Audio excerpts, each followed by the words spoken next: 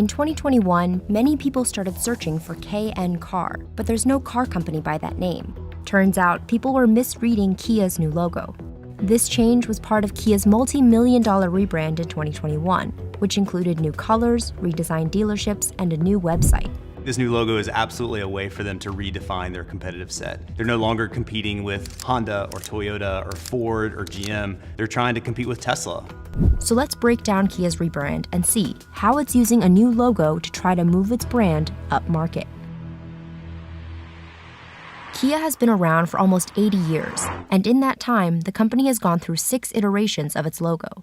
The history of Kia really is in manufacturing, and you see that with some of the history of their logos. Blake Howard is the creative director of Matchstick, a brand identity firm in Atlanta. He's also the host of a podcast that dissects logo changes. And it wasn't really until they went into the US car market that they started to think more about their own proprietary branded vehicles or product. This logo launched in 1994, the same year Kia officially entered the US market. Introducing Kia, where it differentiated itself with the price of its cars. And this reputation of being a budget brand stuck, along with its logo. Kia for years has been the value brand in the US, the sort of thing that teens might get as their first car. Here's what some consumers said they thought about Kia. just a standard car. Value for money product. 좀 약간 정책이 But according to surveys by the research firm J.D. Power, the quality of Kia cars has been improving for years. In the early 2000s, they started to focus more on design, car design, the product design. And in a lot of ways, the old logo felt like it was an eyesore slapped onto that more modern product that they had already produced. So now with this more modern logo, they actually finally feel like the Kia that a lot of us maybe already knew was out there. Kia hopes to change its brand image with this 2021 rebrand, specifically with its new logo. So when we think about logo design, there are 3 things that we think about: shape, color, content. And Kia made changes to all 3.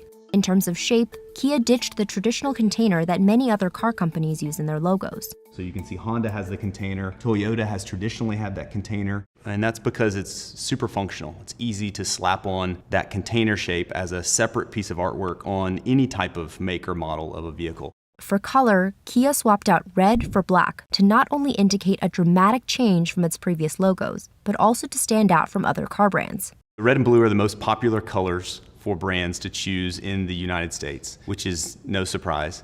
And when you look in the car market, you see a lot of red, specifically with foreign import brands. Kia also changed its brand colors to midnight black and polar white.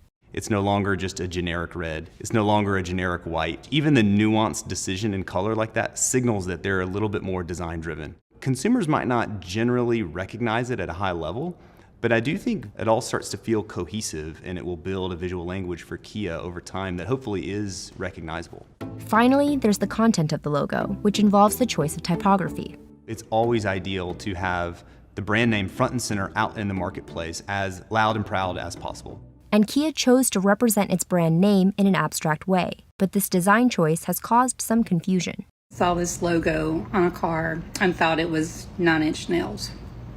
The biggest criticism is around legibility. When people see a car brand, they expect to quickly understand what the brand name is, especially when there are letters involved. Blackspace, the agency that designed Kia's new logo, says the lettering is meant to look like a cursive signature.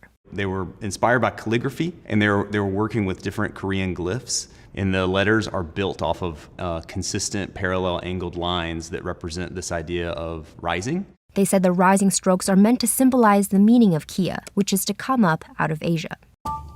Another big part of Kia's rebranding effort is redesigning its dealerships in the US. The new dealerships are really designed to be less like an office space and more like a high-end retail outlet, where the cars are laid out as sort of open and spacious and metallic.